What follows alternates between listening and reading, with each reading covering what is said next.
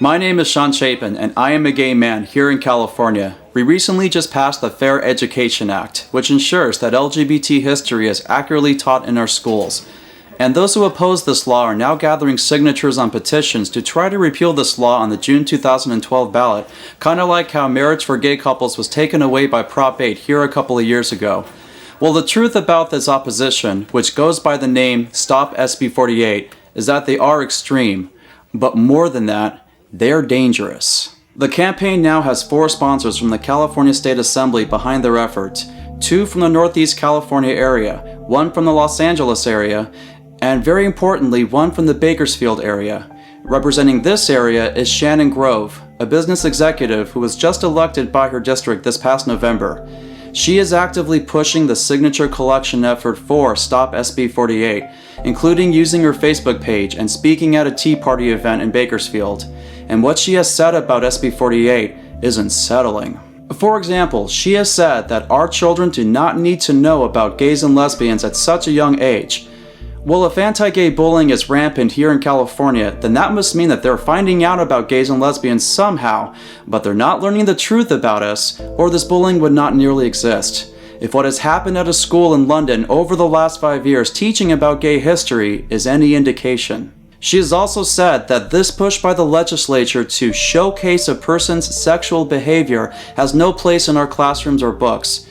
Reducing LGBT people down to acts of sexual behavior and using sensational words like showcase serves to vilify us and paint us as less than human. And she has said that we need to repeal what our governor would try and do to our children. Our governor would try to help our children because Governor Jerry Brown sees our LGBT children as people who deserve a chance at a full life. Considering what she has said, I am more concerned about what Assemblywoman Shannon Grove might try and do to our children. In her district this past year, 13-year-old Seth Walsh from Tehachapi hung himself from a tree in his backyard as he was in distress due to bullying over a long period of time because Walsh was gay. I would have to wonder if our students are learning somehow that those like Seth Walsh have no place in our classrooms, and that children do not need to know about gays and lesbians like Seth, because this trickle-down homophobia can manifest into the very bullying that tormented Seth Walsh's life over a long period of time, leading up to his suicide. But if Shannon Grove has suggested that our children do not need to know about gays and lesbians at such a young age, and that a person's sexual behavior has no place in our classrooms, then I would hate to think that Shannon Grove is suggesting that kids like Seth Walsh have no place in our classrooms. In fact, Seth's suicide has resulted in a new bill called Seth's Law, which would tighten anti-bullying policies in California schools by ensuring that all schools have clear and consistent policies, so that students like Seth Walsh would be better protected in Shannon Grove's district and everywhere else in California.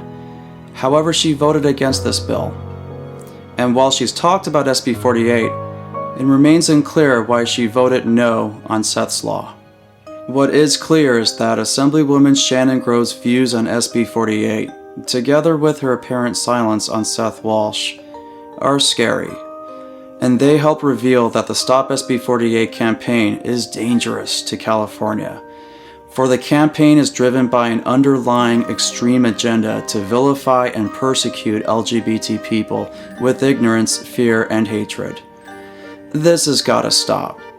But we can only make that happen if people like you and me come out and stand up for our children.